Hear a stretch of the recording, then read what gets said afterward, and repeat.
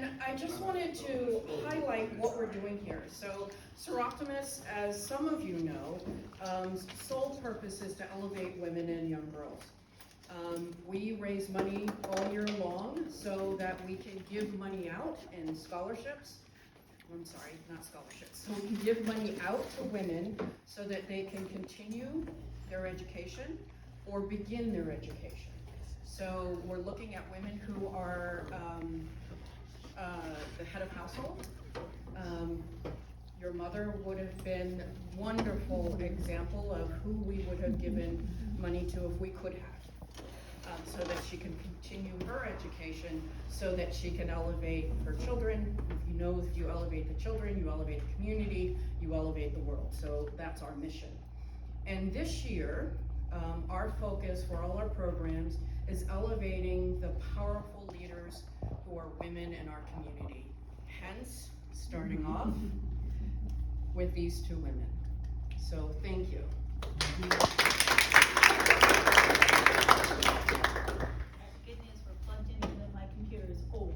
I'm gonna apologize now. I do work all day long and I'm on the phone, so end of the day you guys get a little bit more of a scratchy voice, so I apologize. And so we are the Busy Bee Garden Co-op. Is there any, oh yes, go ahead. Yes, Okay. You should introduce. My name is Chelsea Gastelum, is the co-founder of Busy Bee Garden Co-op. She is a native San Diegan and has been gardening for pollinators for more than 2 decades. Chelsea moved to Lemon Grove in 2017 and started to convert her property into a pollinator garden. Her property is a San Diego Master Gardener certified, a Monarch Way Station, a National Wildlife Federation certified, and more. Yes. Wow, we need to see your property. Yeah. Sounds fabulous. It's pretty amazing. Wow. Yeah. Chelsea has forged relationships with several conservation groups to help Lemon Grove become a pollinator haven, including Wild Ones, Xerces Society, Monarch Fellowship, and Caterpillar Chow Habitat Farms. Most recently, she helped Lemon Grove become the first community in California to be part of the pollinator pathway.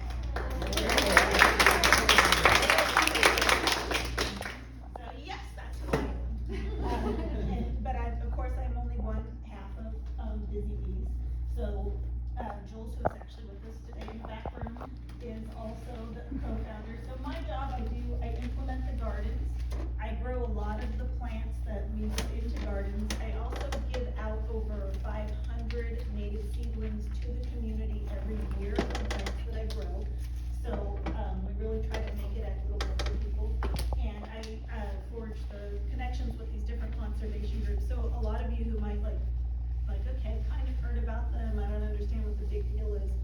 We are actually at the point now where we've got we recently had a visit from Xerces. She came down from Sacramento to see our gardens. They've been giving us plant grants. I've got another 3 bundles of plants that will be coming this fall. So they're really helping us out, and you know, it's not if you aren't into conservation, you don't know that much, but it's actually a really big deal what we're doing. So Lemon Grove is bigger than you guys think. And then Jules, she handles our social media, our public outreach, and our graphic designs for all these lovely things for our Busy Bee Garden, including the cool irony that our Busy Bee sign has no actual bees on it, which I kind of love.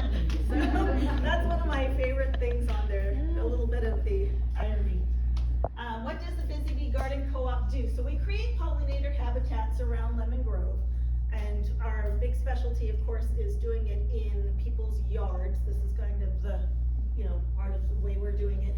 We make pollinator gardening equitable for all income levels, which means you, as a home person, you're only paying for the plants when we come in with our volunteer groups. We're going around to different areas around town that you'll see as we're on here.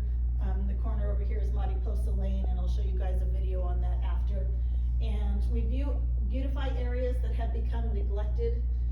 The picture down over here is actually just kind of along Lincoln that was all just weeded and overgrown.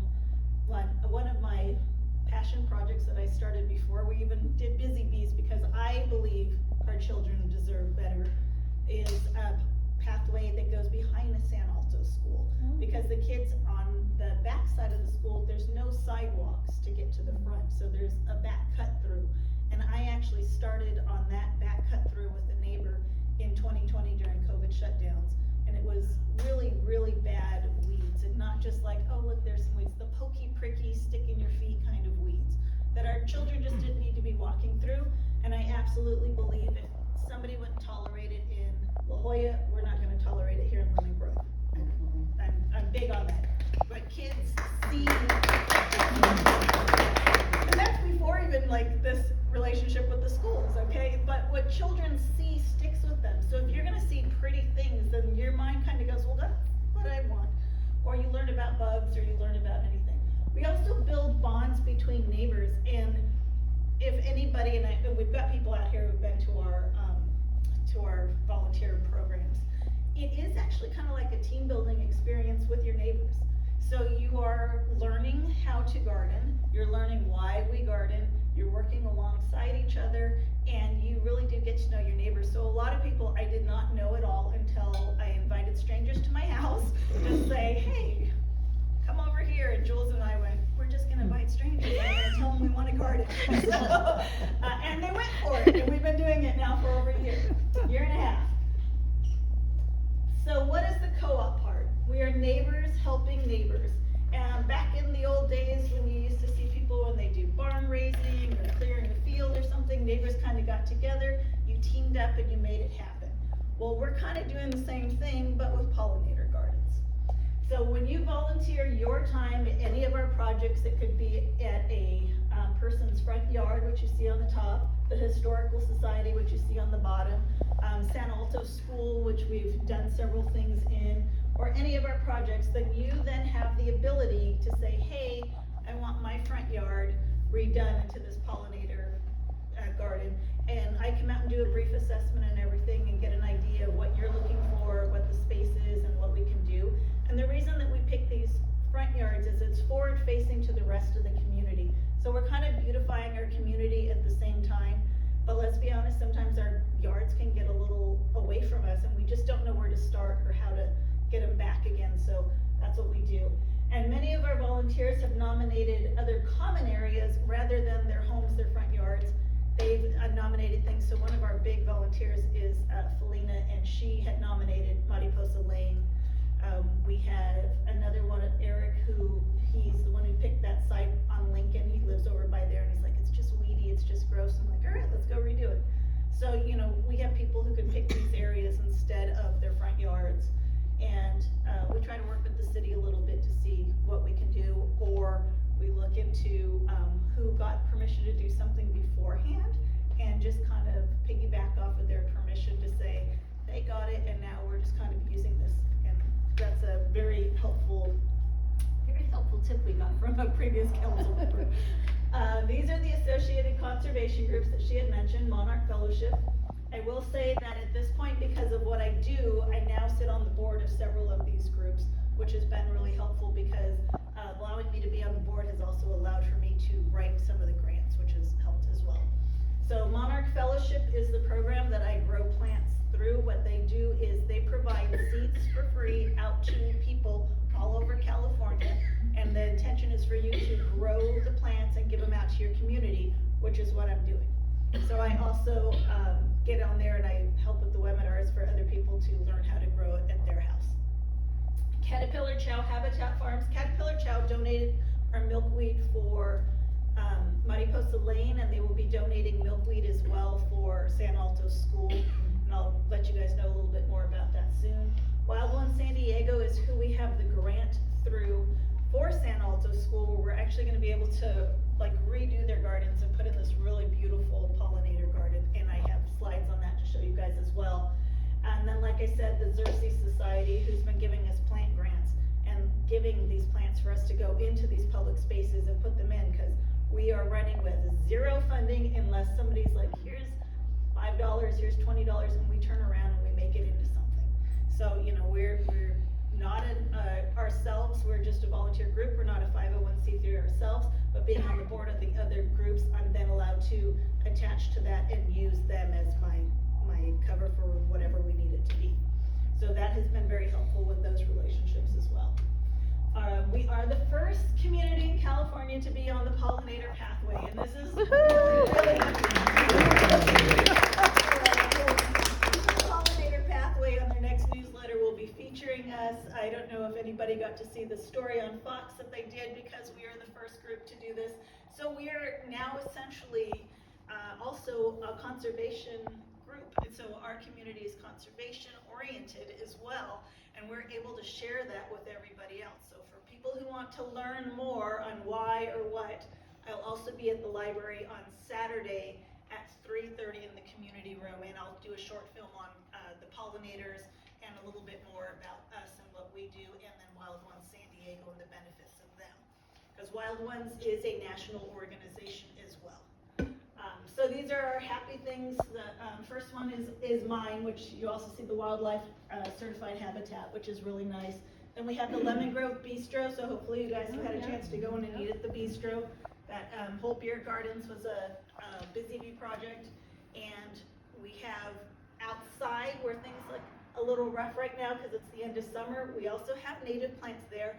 And yeah, they look a little rough, but I want people to remember that in this transition, these things that have now gone to seed and stuff and look a little bit more rough are actually feeding the birds that are now going to start migrating from north down to south. So they serve a purpose as well.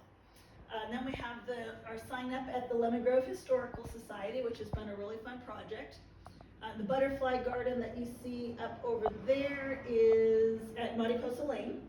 And then this was one of the last houses that we did whose garden is just thriving. So I give instructions when we do a house. I come out, I help pick out plants, we go over things together, and I leave instructions then for the homeowner on how to take care of the plants. We are also the only, not just community anything, we have the only garden in all of California that is a Wild Ones certified native habitat garden, and that starts from my house all the way down to the back school path of San Altos. I work on that path daily. It is 7 houses long, but I do take a lot of pride in that. And I'll tell you, it was devastated during those storms that came on that January 22nd. I had water 7 feet across and 4 feet high, and it brought in a whole new thing of weed seeds for me and washed away all the mulch I had on pathways that I had established. But I still get back out there every day and work. I'm not discouraged. It's okay. But these are some of the pictures. So this one actually starts over by my house. And this is the school path that goes to San Altos, so you can see San Altos in the background. And one of the things that we have on there is also one of the Little Free Libraries. And the Little Free Library is geared just towards children's books. So I do go through there, remove anything people might have left for adults, because we really want the kids to have something for themselves. I keep it off their main map and everything. And during different times, I'll switch out the books and things that are in there to kind of go along with what we're learning. And twice a year, I stock it with little magnifying glasses as well for kids to kind of look for bugs and look for things.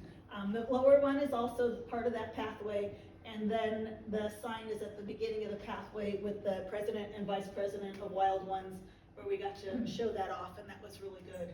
And then Wild Ones, their grant into San Altos is actually bringing us with a little over $3,000 to put in this garden, which will be a demonstration garden and the second Wild Ones certified native habitat in all of California. So we're going to hold the first and second. Wow, nice. Yeah, it'll be a big deal.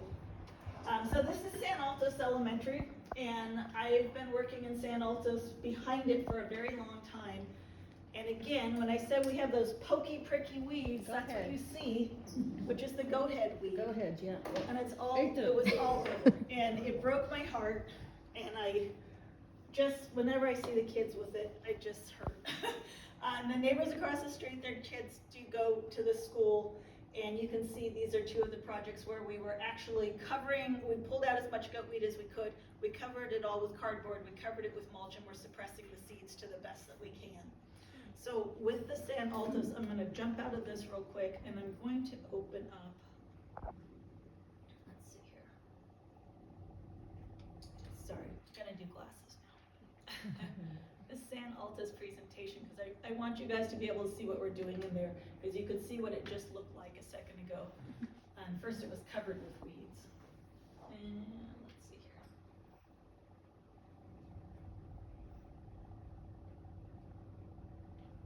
So with San Altos, one of the things that was given to us as well was a budget to help include a landscape designer, but the landscape designer is also donating her time and is a member of Wild Ones. So she's only taking a little bit of the stipend that they gave for her, and that is because they're then requiring her to do a presentation back to the national organization. But a lot of this was donated, including this is her whole slide that she gave here. So the area that we're doing, this is the San Altos campus, and we are working in this area that is down in here, which again was weeds and just not looking all that great. So these are pollinator patches that we already have established that are wild ones, or not wild ones, busy bee yards that we have done. So these are all busy bee gardens, and this is the pathway that you see. So what we're trying to establish is how we're making that pollinator pathway where it's close enough that they can just kind of cruise through. If you go in front of my house, I have some people that go, oh, I know your house because it's the one with all the butterflies in front.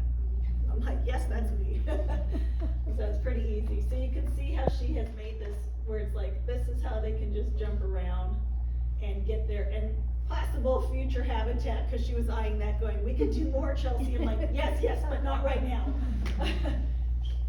So this is that pathway to San Altos that I told you about. And this is spring where it's a little more beautiful, and this was just taken a couple weeks ago, where it's a little bit drier and people kind of go, it's not looking that great. And I'm like, yeah, now let's turn into a natural bird feeder. So, you know, we're not worried about what it looks like because it perks back up and it's really nice. These are some of the plants that are going to be going into this garden. So you can see she really took a lot of time and gave us like a full, here's this, here's that, using all these locals. We have a complete schedule of when things will bloom so that there'll always be something in bloom. We're not going to leave any dead spots or anything like that for a long amount of time. We'll have stuff that's coming and going.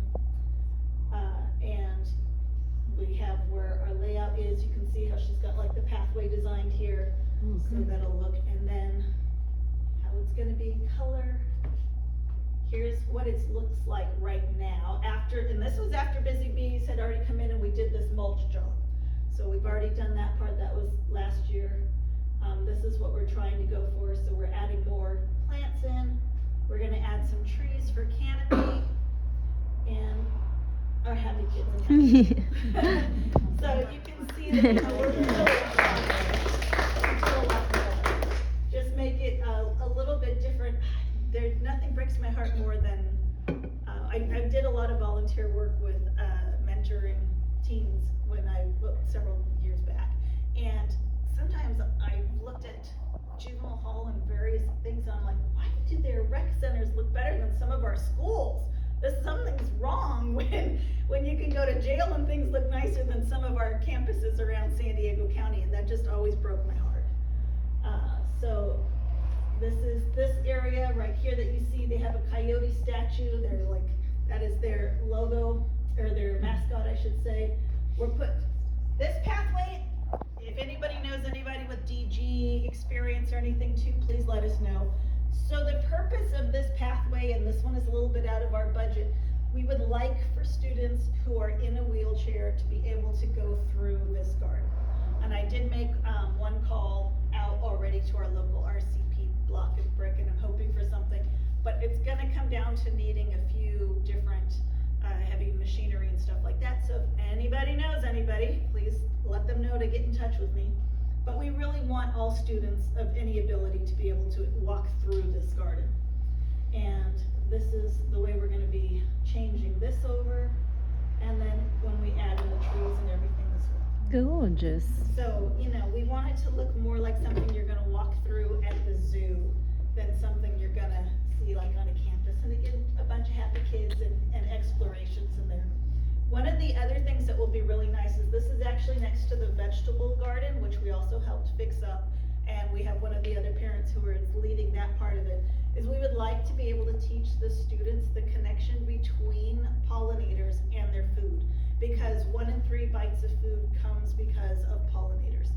And I know a lot of people are very used to honeybees, and if you spend any amount of time with me, you'll go, oh no, Chelsea will tell you, there are over 600 species of native bees in San Diego County alone.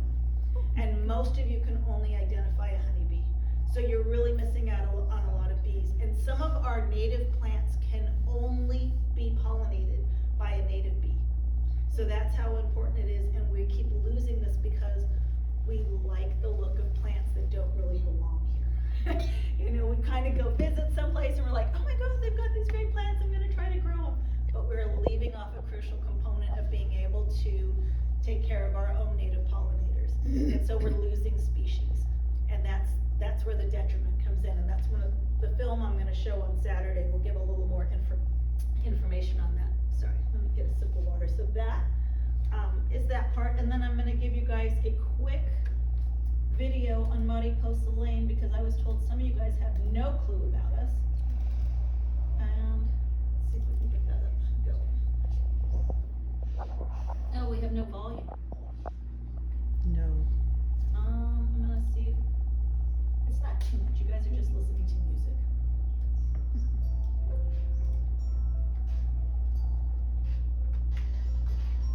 So that's what it looked like when we came in. And this is the area, the secret path of lemon grove.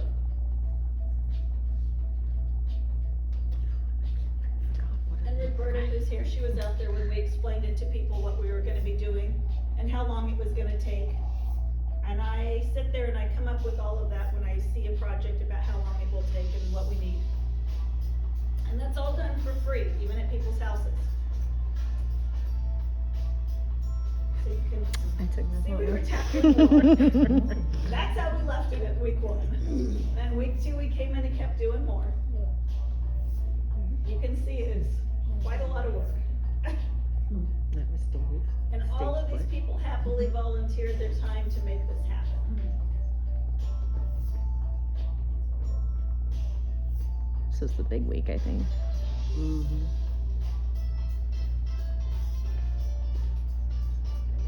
By the way, we provide snacks and water all of our volunteer opportunities. That's what brings us out, the That's snacks what and brings water. it there.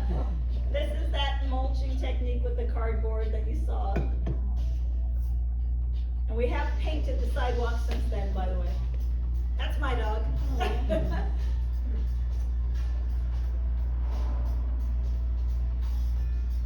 So this is week 4. This is 2 weeks to go, 2 weekends to go. And we're getting plants in on one side. Did I mention that a high school student designed that mural? Yeah. This is Caterpillar Child's personal delivery of our milkweed, which was really nice, all donated. The plants for this were also donated from the Cuyamonga College and from Native West Nursery, who I partner with on a lot of stuff. They give me the wholesale pricing on other projects when we need something else.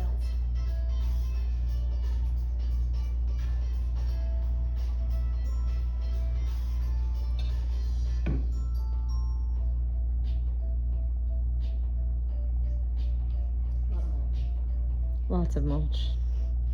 Lots of mulch. We're cleaning up graffiti. That's my husband.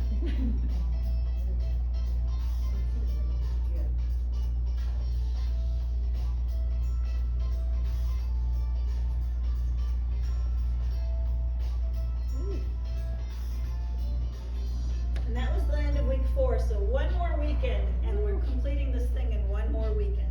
So, that's how we left it at the end of week 4. Chelsea, did you announce the date that we're gonna do this? Not yet, Oh, 'cause okay. I don't pick up my plants till November. Oh, okay.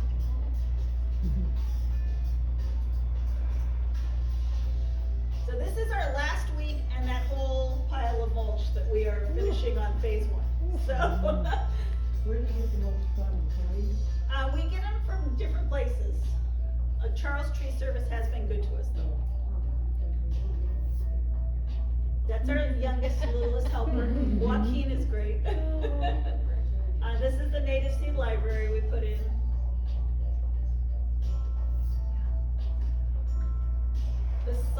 are done by this guy in New York who loves what we do, and he only charges me shipping. Nice. Wow. Coast to coast, I know you.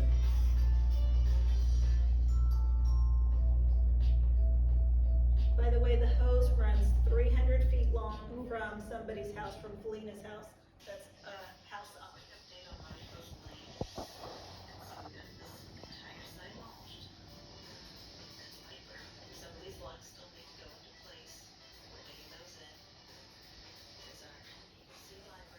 And my husband built the native seed library.